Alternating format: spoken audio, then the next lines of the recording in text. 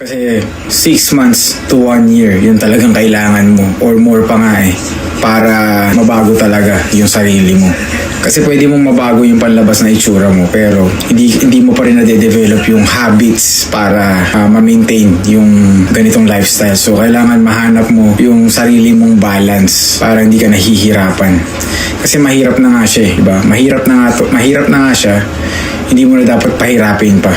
So, dapat mong padaliin, gawin less complicated yung ginagawa mo para ma-fit mo siya sa buhay mo. Kasi hindi ka naman full-time dito sa fitness So gusto mo maging extension lang siya. Na tipong effortless na para sa'yo as much as possible.